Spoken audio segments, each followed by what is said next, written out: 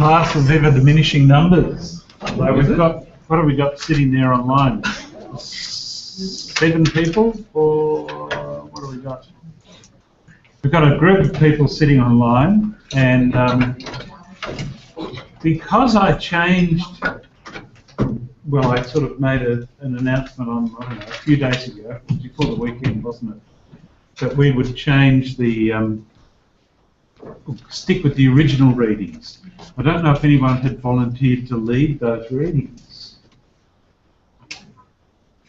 There wasn't anybody online who was volunteering to lead the readings, were there? So that's quite all right, because the kinds of discussions that started happening online were very interesting, and I'm very pleased actually that I stuck with the original plan. Am I working? Stuck with the original plan and using Scratch as an example of community. It was interesting to see a number of people put on there that they'd never heard of Scratch or never used it. So hands up who in the room and online, because I can see you, who prior to these readings had not used or had not even heard of Scratch.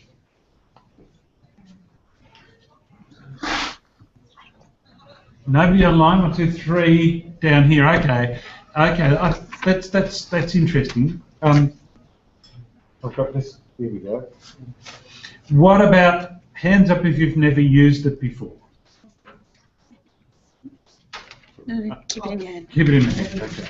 1, 2, 3, 4, 5. Okay, good. 6. A few more.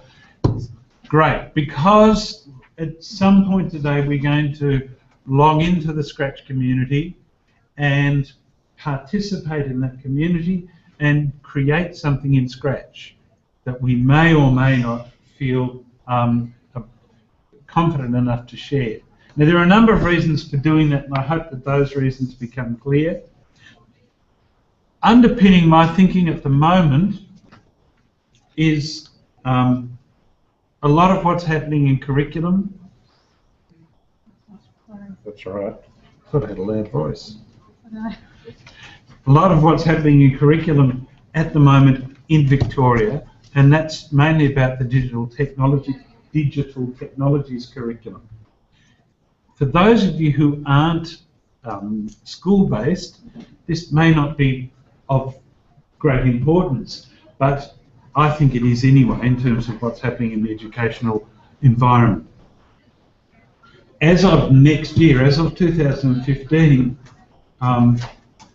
the Victorian government, or the VCAA, will release the digital technologies curriculum learning area for all children from F, which is the new P, foundation, to year 10, as well as a new 2 VCE study designs that also come online next year. One of them is called Algorithmics, I think, and it has another title because it's connected to universities.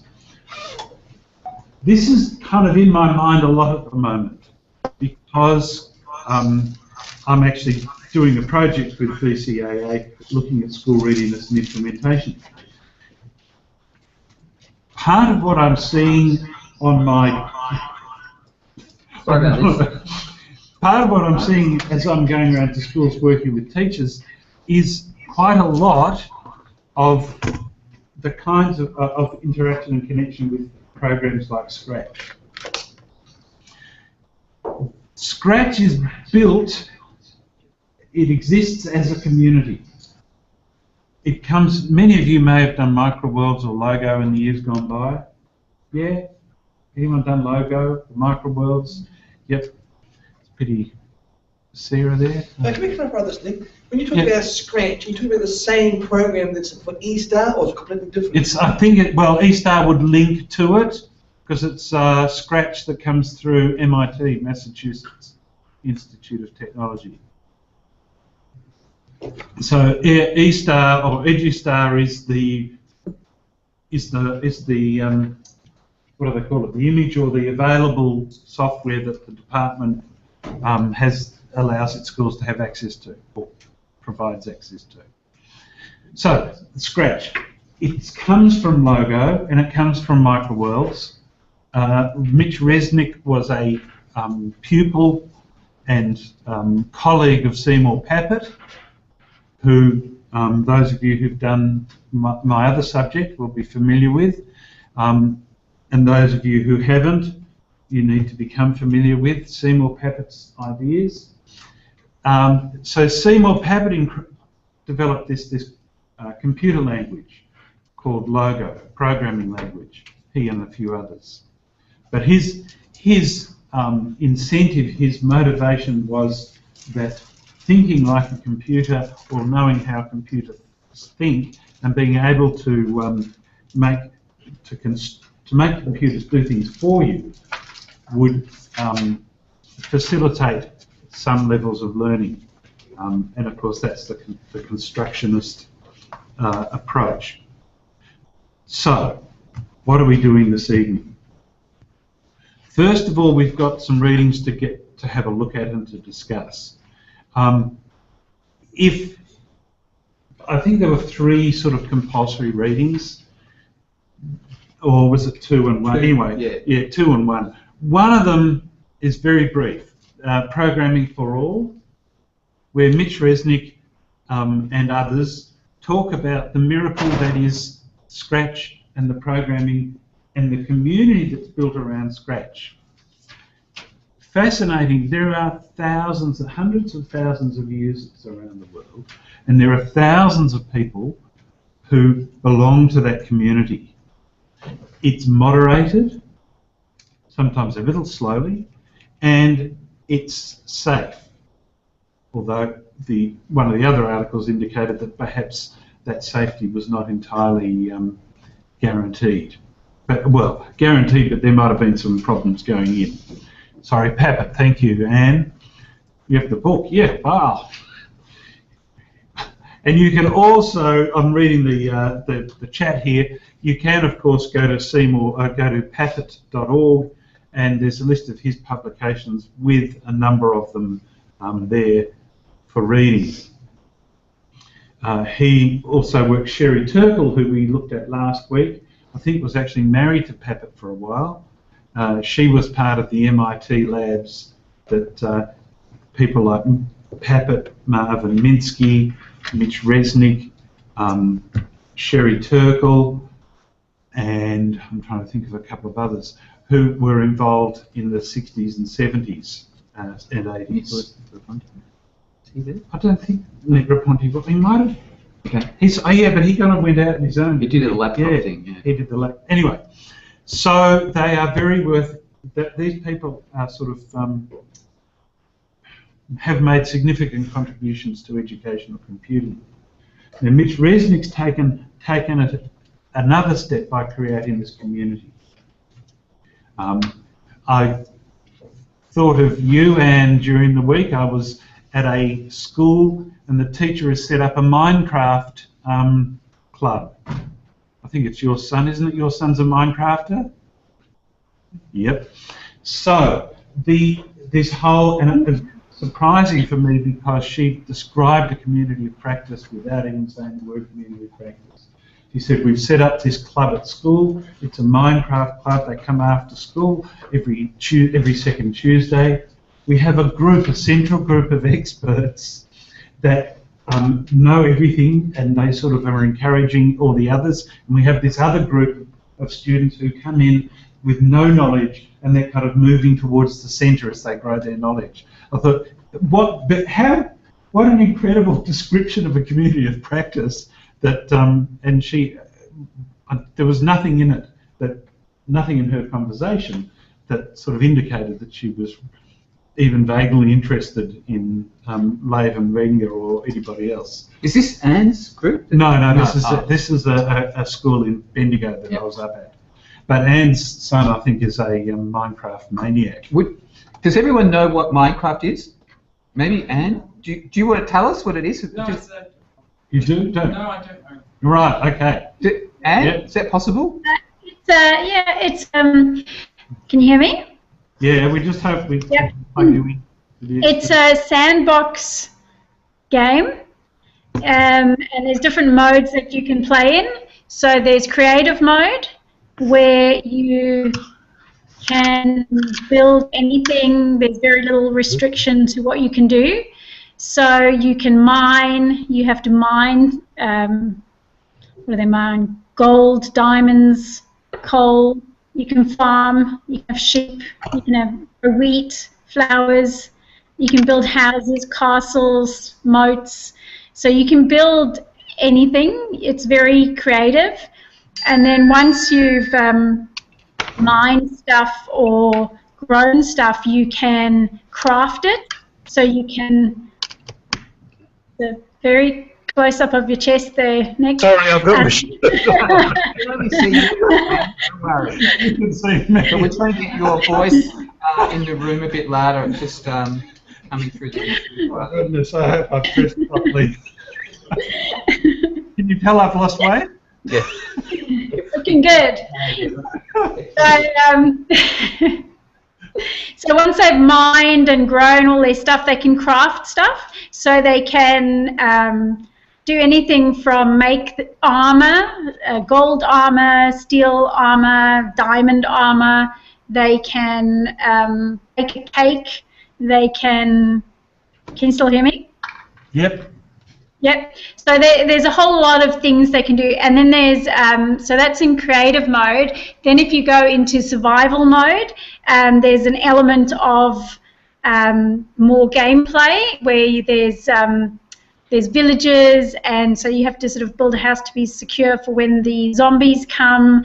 You can ride around on horses. You can kill zombies, and there's a dragon, and there's all different levels that you can experience, and the kids love it because they can create they can create their own world basically. So it's very, and there's different things for each one. So there's the ones who like doing all the fighting, can go run around fighting the zombies and the dragons, and the ones who want to build, and girls and the more creative boys build amazing palaces and castles and houses, and you can mine everything underneath them and plant flower gardens. You can go ride a horse. You can, kill your sheep and get some wool and meat, and you have to eat. So there's a whole lot of fun things that you have to do. And then you can network as well. So you can play with other players. So both my boys play, and then they'll play together in their world, and it's so funny when they have a friend over and they go, okay, well, just connect to my server and then join my world, and they know what's going on, and and then they play together and they create these missions and that, and my husband plays with them as well, so that's always fun. So he's got his own character, and because I wanted him to know like what was going on, and I tried playing it and I just got lost, literally lost. I couldn't find myself on the map, and so they didn't want to play with me anymore. So so they all play and they have a great time, and they can network with their friends. And now there's books at Big W. So my 7-year-old for his birthday got 2 Minecraft books, and it teaches him how to craft different things that he didn't know before, and so he's doing all this stuff. And then he teaches his friends how to do it, and they talk about it all the time. Do you know how to make this? And then they learn from each other. Sorry, that's it. Minecraft is very exciting. Very much. I'm pleased I asked for the short description. Well, actually, Sorry. well, that was such a good description. It is actually a community. That's the important detail that I think you got from what Anne was saying. It is clearly a building group. They're building an environment which is a 3D environment. There is a lot of constructing your own world involved, and it's kind of unlike, it's like Scratch. So the beauty of using Minecraft as a starting point is that Scratch is a 2D environment, which has got the same kind of orientation often with kids, to allow them to build anything they want. You can actually build much more diverse things in Scratch because it's a programming language itself. So It can bring in multimedia, like your own kind of multimedia, rather than anything that's in the actual area of Minecraft. And that's the beauty of the way in which you can involve kids in kind of understanding other kind of elements that they're familiar with or that they want to access. So things that they want to introduce into Scratch, they can. I do, just on the basic level of talking about, sorry, I'm taking over a bit here. Absolutely great. Okay. I just wanted to see whether, if people had done the reading and sort of get a general idea of what Scratch is about, one of the things that I think was commented on quite often in the Ning over the last couple of days has been Pappet's particular interest in lowering the floor and allowing the ceiling to be as high as possible and making the walls as wide as possible. And he was using that as a metaphor for the problems pretty much with computer programming language, that there's certain kinds of minimum standards in many programming languages that you need to understand the syntax of the language before you can actually get anything done, so that the floor is quite high for people to learn how to program. And then obviously what he's saying, when Pappet's saying, particularly in regard to Logo, not so much Scratch, but they adopted the same idea in Scratch, was, you know, having a high ceiling. You can do pretty much anything you want. So it should be available for kids to actually think through all the kinds of things that they're interested in, and they should be able to introduce those into the programming environment. Yeah. And I can't remember what the widening, does anyone remember what having a wide wall, what does that involve? Is that the broadening of the media available, I think? Can you remember? I can't remember. Anyway. Yeah, so what it was talking about is being able to go, that the floor was low enough that anybody could access it. The ceiling was high enough that the gifted people could go with it and just fly. And it was wide enough that you could do whatever you wanted to with it. They were making things like birthday cards and cartoons and games and many different things with it, rather than just going, it's a programming language, it is designed to do blah. And that's the result that you'll always get from it. Like HTML, you'll always get a website. With Scratch, there's a wide range of things that they're able to create, being able to use it. Okay, so that's the basic level I'm trying to establish of the programming being attractive. Trying to make that kind of understanding of programming attractive, especially in their terms. They were looking at 8-year-olds to about 14 or 16-year-old kids, and I mean it's obviously much wider than that really, because almost, you know, you could do this at kindergarten level really, and you can actually go, adults play with Scratch. It's not really difficult. Brian Harvey at Berkeley uses Scratch in his computer science first year classes. He was also one of the MIT guys, Brian Harvey. Yeah.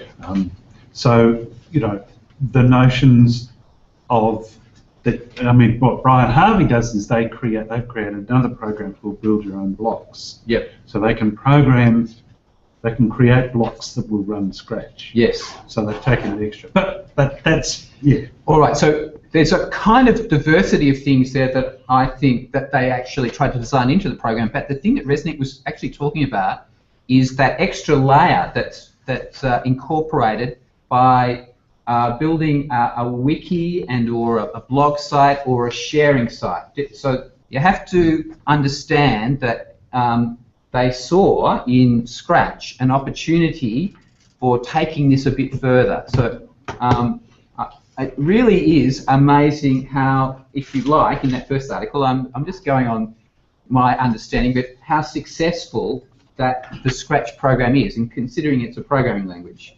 And if you read that first article, I think you get a pretty good sense that there was quite a lot that's attractive, even in the program, like the kinds of things you could do with it, the kind of diversity of things you could do, the personalization that you could incorporate.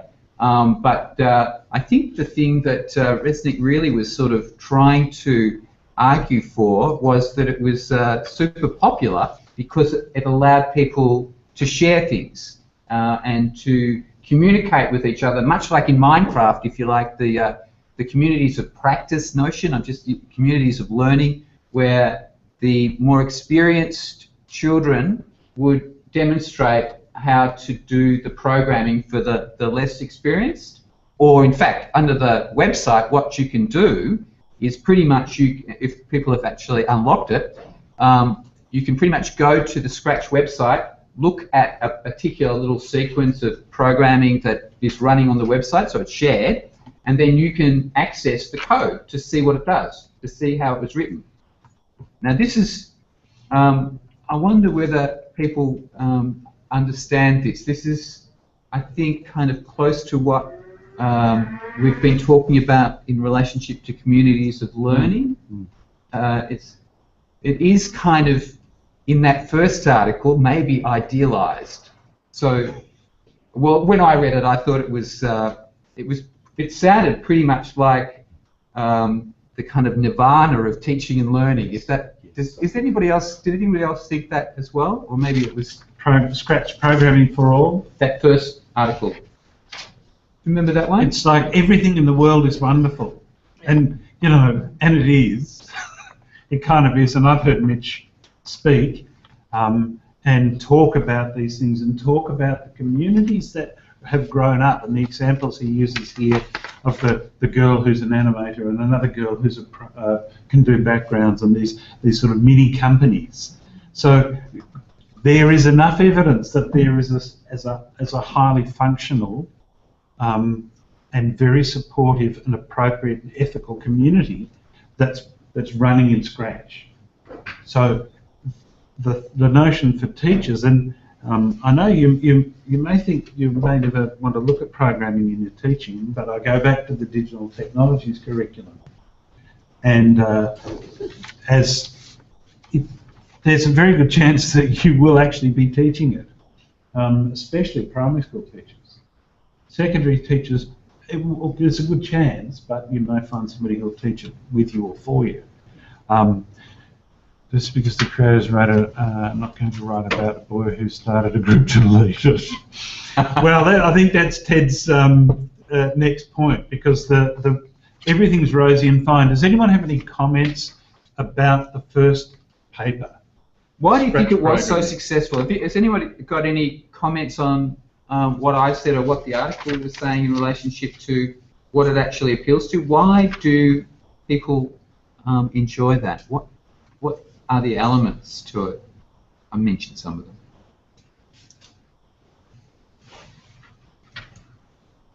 It's going to be a long night. You can talk about the program, or you can talk about the community. Is there anything? Yeah. I'll say something. Hang on a second, Anne. We've got someone going, so we'll wait for you, Anne. I'll come back to you. I can hear that, sorry. I did Come over here and Scratch in speak my loud. last course with Nick. Yeah. Come over here, because you've got to speak for this as well. Unfortunately, I don't have any other way. Yeah. Big voice, not for here too. I did Scratch in my last course with Nick, and that was the first time I'd ever done programming. And when I read this article, it actually would have been really good to have read that before I did your course, because it sort of outlined everything that it could do.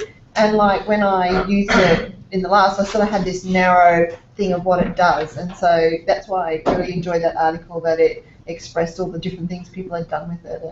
And when I used the site, I never jumped on and looked at everything people had done. So that's what I really enjoyed about reading that one. Yeah, thank you. Anne, I forgot what I was going to say now. What was the question again? All right, we'll come. You just yell out when it comes back to you. Okay. Go, Ted. Hold on, I'm just waiting for Anne. I thought Anne was going to say something. All right. All that I was I thought you were waiting to come back to me. Okay. I'll say something. Scratch. Is that okay? Yeah. So when I had a look at it again a few weeks ago with my son, and so we looked at, what do you want to create, and he wanted to create a game, so we looked for a basic game. So it was nice that he could find an example of something that he would like to do and sort of model from that. So we found a similar, that sort of Pong table tennis-y kind of game, and we got the code for that, and then we broke it down and had a look at it. So we went from him not knowing how to do anything at all on Scratch to making a Pong game straight away. And he was really proud of that achievement, even though, you know, in reality we've just copied someone else's.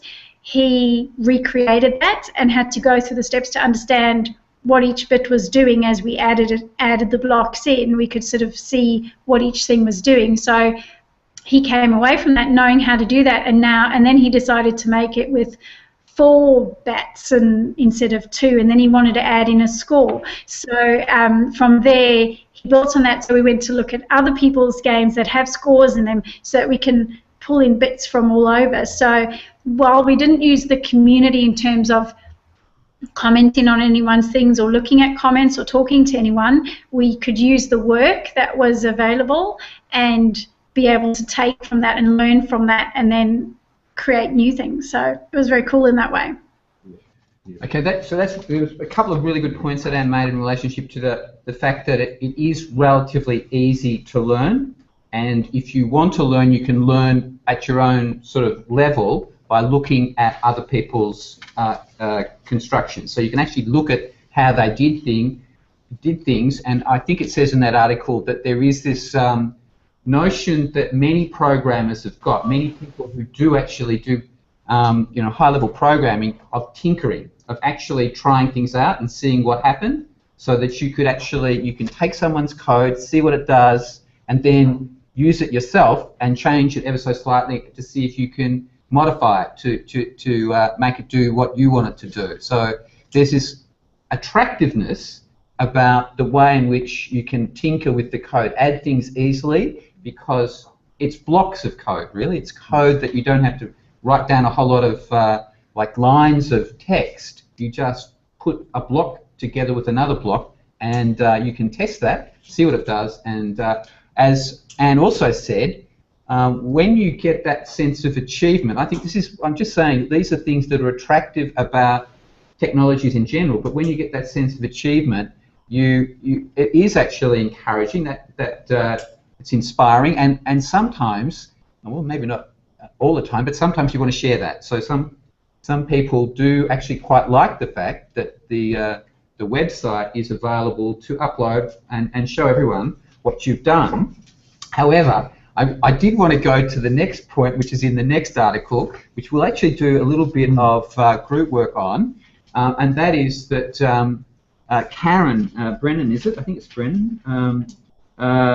Then went and did a bit of an analysis of this community that has been set up around Scratch, and she mentioned that it had been very successful, and she mentioned that she interviewed some of the moderators in relationship to what was happening in the online wiki and the online Scratch sharing site, and they had a series of very short statements that really indicated what does the word community indicate, and I mean, she's only listed 3 here, but I imagine most people have got similar understandings. People, a place, either virtual or physical, and a sense of belonging by those people who claim to be part of the community. I think people have to be aware, or even explicitly say, that they are part of a community in order for that community to exist.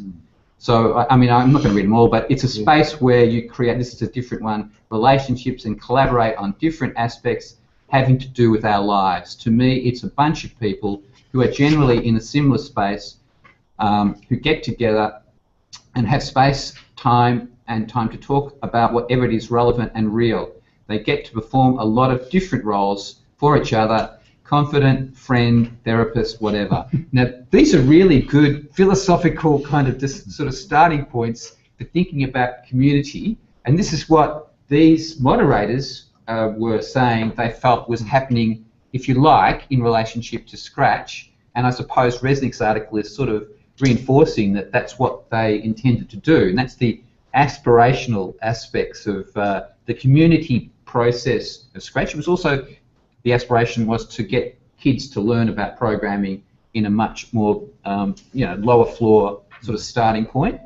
However, she then goes on and actually does the study of what was happening I think in some instances, it's not, this is not, I really think she's pulled out some of the kind of aberrations. I don't know. I think these are not the common features of the wiki or the website, but she's pulled out a whole suite of different quotes from different students about where things may not have worked. Now, what I think might be useful to do is we have to sort of think about these communities, really, and this is why Scratch is so useful, because it did actually do a little bit of study for us, and you might be able to address some of the questions that that Brennan comes up with in relationship to they are actual dichotomies or dualisms that she's actually noticed in relationship to what was aspirational in the community and what she noticed in terms of some of the reports or some of the things she noticed in the site. So, for example, she actually had three main questions. I mean, she's talking about what types of personal things are suitable for public consumption. Yeah. How does the public consumption change what is personal and who owns the personal? So, thinking back from last week in terms of cyber safety, the moderators, as Nick pointed out, they seem to be a bit slow because there were certain students who were very adaptable to programming, was helping destroy the site, and they did an amazing amount of damage. They were bringing an army of other teenagers who were then bombarding the site and trying to force it to crash. So the attention is obviously clearly important to Scratch community members because they want to be acknowledged for their contribution, but it's all very self-centered in some ways. And of course, this type of course that we're learning is obviously teaching us. This is one form of online community. I don't know if it's suitable for all kids. There must be other forms that are maybe similar or safer, rather this particular one.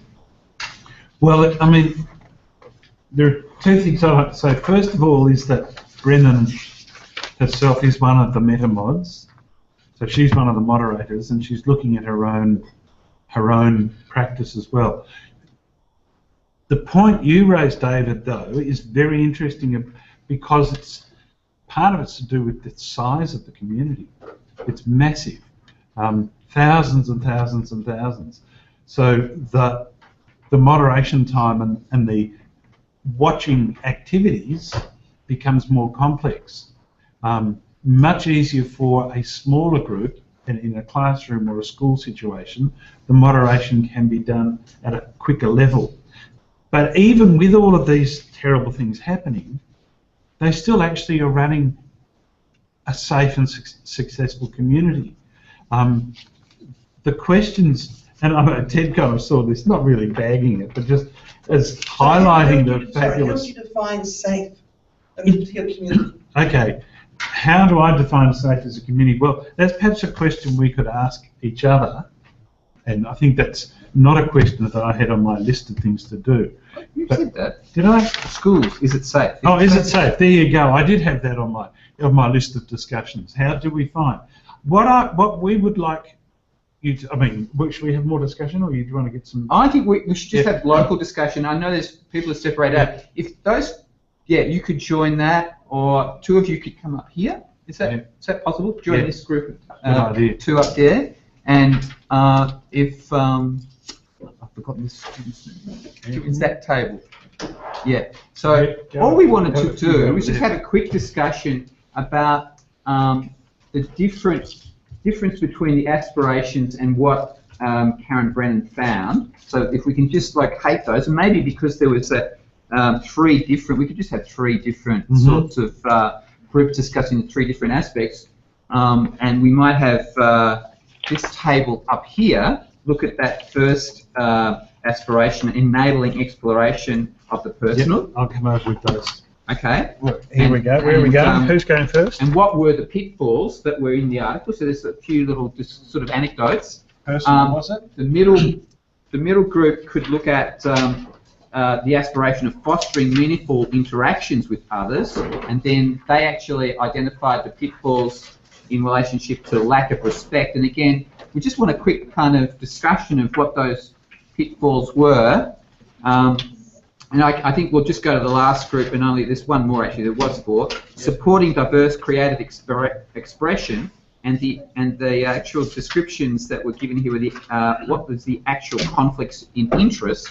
Now, these three will give us a bit of an idea of whether this, what we want you to be able to say is this, oh yes, this group can do the fourth one. Yeah. Yes, fantastic. So the group online is going to do the fourth one for us. Is this environment, what were the issues in your particular case? How, if you were actually the moderator, how might you deal with some of the issues raised? You may not be able to answer that question, but there should be a response that you might be able to make in relationship to some of the issues that were, people feeling, that they weren't supported or whatever. And certainly the last one, which we just discussed then, what do you think about this environment? It is, as Nick has said, it's a very big environment, but do you think the environment, according to what you've just read, just in your small section, is safe for schools? Or what do you need to do to prepare students to work in an environment, a community of practice of this nature, where they're studying or learning about something? Do you have to give them sort of instruction or give them some kind of initiation in how to actually behave in this community so that it works a bit better in relationship to the aspirations and the insights that Karen Brennan found from doing some observation of the website? And the group online, they'll be doing encouraging a sense of group belonging, and the actual was seeking attention.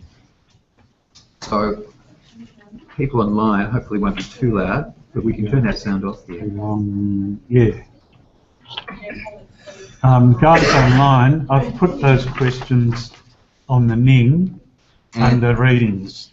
And I can actually hopefully put them up. So we've got two microphones and we can't have them both. If one's close to the machine, it cuts the other one out. So I'm going to switch this one off. Right. And you can keep it, but we'll turn it on when we start again. Yep. So on the Ning, those people online are the questions and discussion points. Under week, keep going down. Oh, so keep going. Oh, up a bit. Up a bit. Where's it gone? Sorry, I've gone too fast. Maybe it's on the next page. No, I put it was sitting there on mine, but anyway. Oh, this must be in reverse order. There it is. Oh, there you go. Hey, who did the turtle as the avatar? I like it. So much better than Iron Man. Who's responsible? And I noticed we've changed colours a few. I quite like the purple. Turtle was me, Nick. Just sorry, Anne. Was that Anne? It was me. I did the turtle. You did the turtle. Who's that? Yeah, it's Rebecca. Rebecca. Hi. Sorry, I've got to hang out. And I'm in the colour war with the Ning as well, because I like what's there. And I made it pink a little while ago just to aggravate. Yeah, well, it's me who keeps changing it back. Okay. Now you guys can text, or you can actually just do it with voice if you like. Yep, and we'll let you chat away. Do you know what you're doing? You're okay with your activity? We just want a bit of a summary of what was the aspirations, what were the problems, how you might deal with it if you were the moderator, and whether it's safe for school, what you might need to do to prepare people. You right with that? Good. Yeah. You could probably call the chef. Sorry. Yeah? No. Just that one. I'll just. Where is that piece of paper? Where's that piece of paper? So these are the four things, and we're doing it across the room. So explorations of the personal, actual pitfalls. Different one. Okay, this is ours. And so the notion is, and the questions are on the No, so I just looked at that and I'm like, Oh, you might have to go to the actual reading to the readings, yeah. The little anecdote. Yeah. I use scratch pages underneath the block. But we haven't. You guys good? But before I read on scratch, it's my quite beautiful that ultimately my students as well. But I think what's good and do. There's all sorts of ones that I think people are going to have to read that last one, and maybe that's everyone got right through to encouraging a sense of group belonging whole range. But seeking attention was one of the things you know. There's a whole dark side. If I didn't have enough moderating, it came on case, they seem to be a bit slow. And of course, the golden rule is anything you post on digital space is part of the public domain. You just realise once it's there, they can rip off, they can do it, they can distort it, they can even latch onto, they can then bully that person. I wasn't the program inside, but I want to encourage us to. Yeah, but in some ways maybe you're better off Have you ever allowing checked them out the access to comments that of public YouTube? domain, sort of teaching them about resilience skills, positive psychology, and dealing with that. Some people are ready. I think it started out as small, but I think it's just got too big. I think it's just far too big for what they ever designed for. You know, for they might try and sort of keep it contained, but it's exploded. What the hell do they make money on? How do they make money? Discuss the How do they make money? Yeah, is it advertising or? Do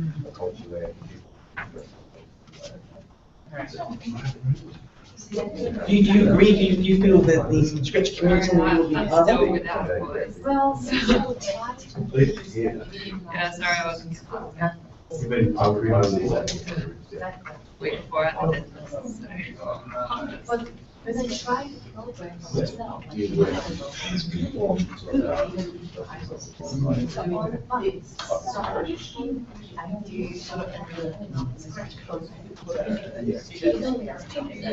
can say.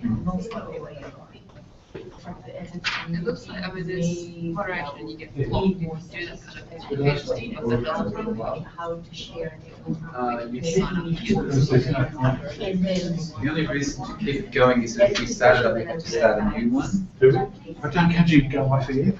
You can go off there, but you have to, when you, I don't think we get that button to start the broadcast here, so just stop it, it's fine, they can stay online. Yeah.